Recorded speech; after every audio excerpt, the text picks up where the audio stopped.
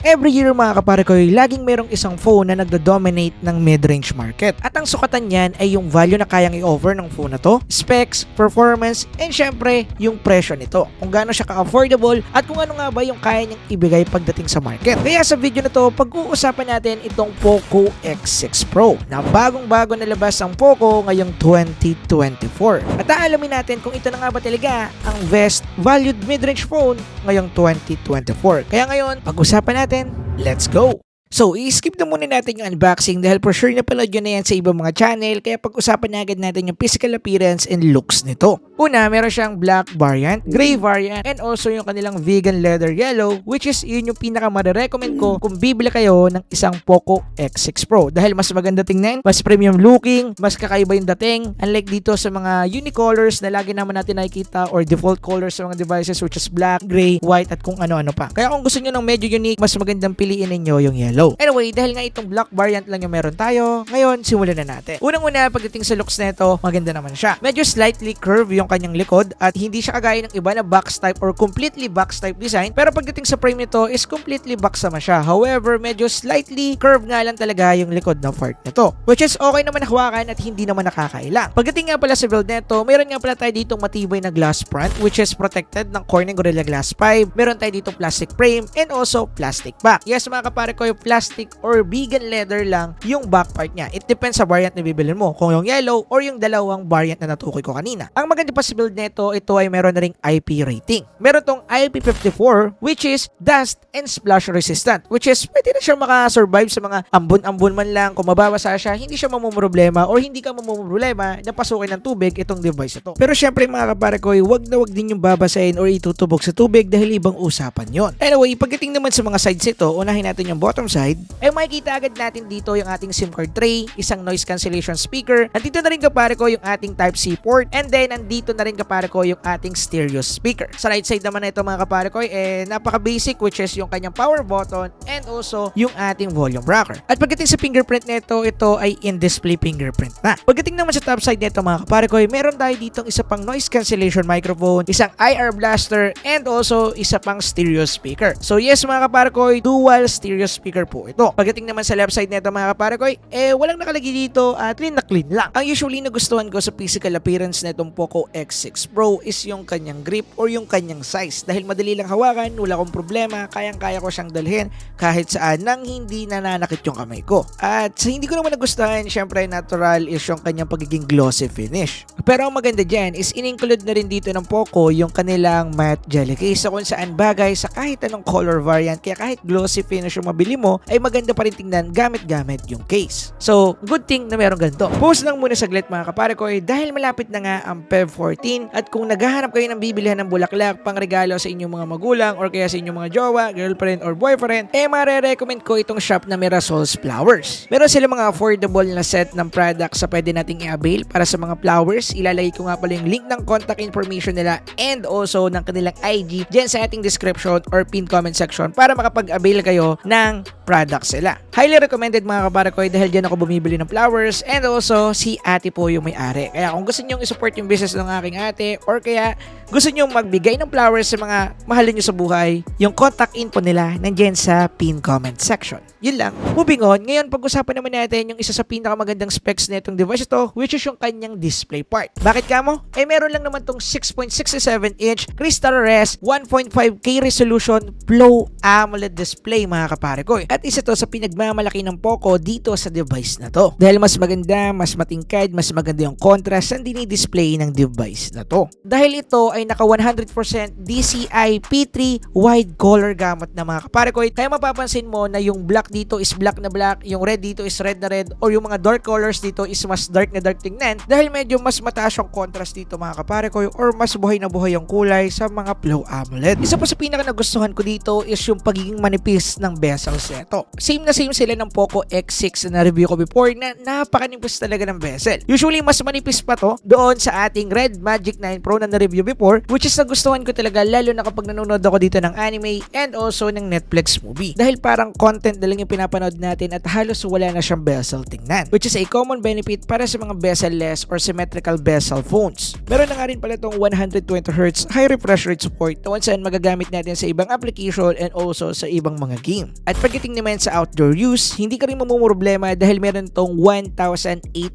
nits peak of brightness. Kaya wala kang magiging problema kahit gamitin mo to sa labas na medyo tarik yung araw. Ngayon mga kapare ko, mag-move on na tayo dito sa physical looks, display specs dahil ngayon, pag-uusapan na agad natin mga kapare ko yung pinakabentahe talaga ng device ito, which is yung kanyang gaming performance. Kaya ngayon, let's go! Simulan natin sa RAM and storage version na meron to. Meron lang naman tong LPDDR5X RAM and then meron itong UFS 4.0 na latest storage version. Usually para sa iba, hindi to masyadong importante pero usually napaka-importante neto dahil dito magbe-base yung run or bilis ng paglo-load ng mga games natin lalo na kapag may mga bagong dinownload na resources or ina-unpack na resources sa mga game lalo na sa mga open world game para hindi sila magkaroon ng delay or paglalag, which is nice. Pagdating naman sa chipset na ginamit dito, ito lang naman ay ginamitan ng Dimensity 8300 Ultra na usually isa sa mga nangungunang chip pagdating sa mid-range to flagship level. Malakas tong chip na to mga pare ko dahil binubuo lang naman to ng CPU na merong octa-core na merong max clock speed na 3.35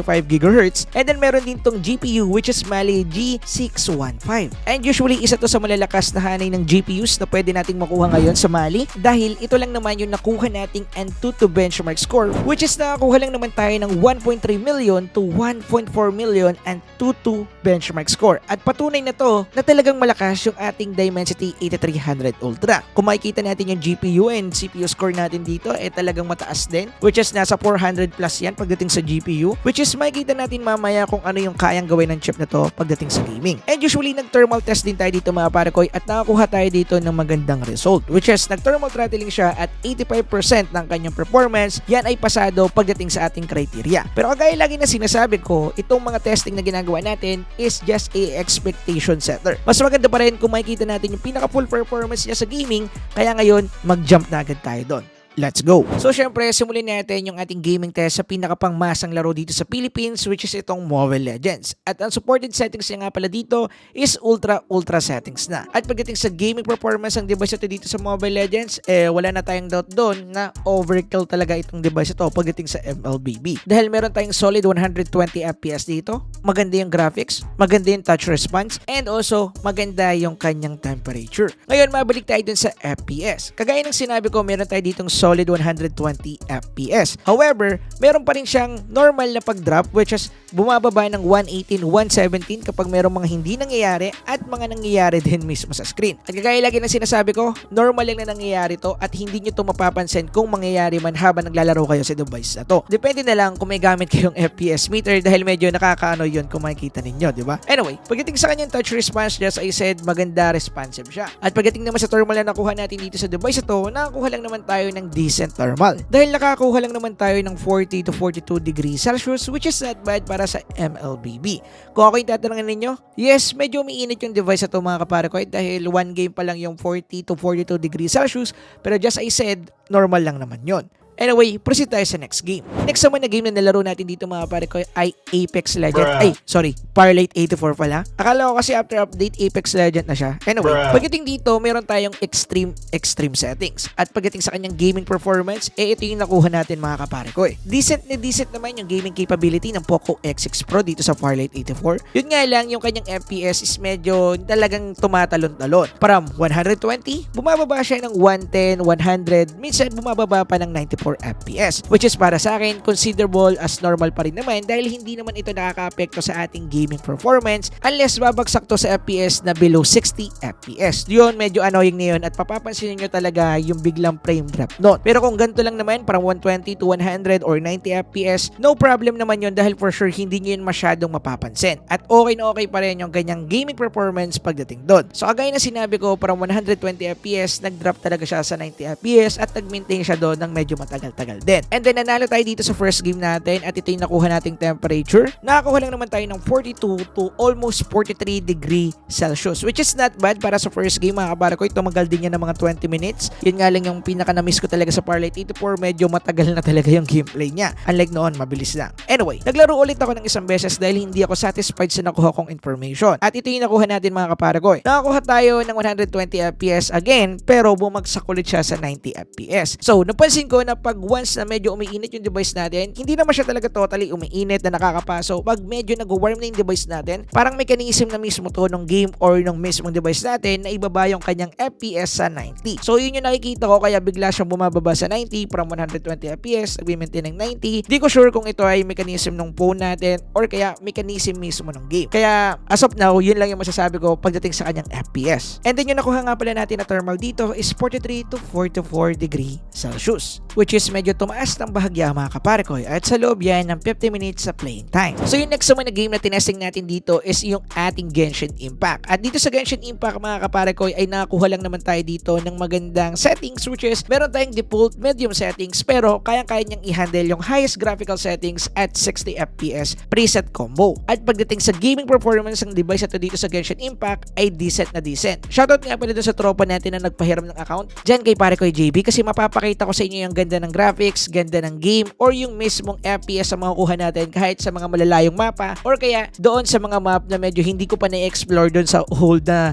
account ko na hindi ganong kalakasan. Anyway, pagdating dito makikita naman ninyo, kagaya na sinabi ko, maganda yung graphics niya. Pagdating sa animation, 10 out of 10, talagang kaya niyang i-nail pagdating doon. At pagdating naman sa FPS, solid 60 FPS maintain yan. However, meron pa rin mga papitik-pitik, pasulpot-sulpot na hindi natin may iwasan, which is nag-drop siya ng 55 to 51 FPS. Pero papitik-pitik lang yan mga kaparekoy. Meaning, hindi siya nag-maintain sa ganong FPS as in, pumipitik lang siya or biglaan lang. Pero all the way sa paglalaro natin dito sa Genshin Impact at naglipat-lipat pa tayo ng ibang mapa, wala na ako nakita na kahit ano pang problema sa kanya. At pagdating naman sa kanyang thermal, nilaro natin to ng 26 minutes mga kaparekoy at nakakuha lang tayo ng 42 to 43 degree Celsius, which is not bad mga kaparekoy dahil Genshin Impact to and usually normal temperature pa rin naman yan ng ating device kaya huwag kayong mag-aalala, okay lang yan as long as hindi siya papalo ng 45 to 50 degree Celsius, which is nice mga kaparekoy ha. So yung next naman na nilaro natin mga kaparekoy ay Call of Duty Mobile. Meron tayo ditong frame rate na ultra, kaya niya rin i-max out yung kanyang graphical settings sa very high. However, kapag ginamit natin yung ultra, binababa niya sa medium yung ating graphics quality. At pagdating sa kanyang gameplay, maganda, smooth, maintain 120 FPS pagdating sa kanyang MP mode. At pagdating naman sa VR mode, nakakuha tayo ng 90 FPS. At yeah, hindi na natin kinakailangan pang ipaliwanag yung performance ng device pagdating sa CODM dahil halos naman lahat siguro ng device is optimized dito sa CODM. Kahit ni medyo mabababang chipset, however, medyo mababalan din yung settings sila. Pero pagdating sa CODM, wala tayong magiging problema dito sa ating Poco X6 Pro. Smooth,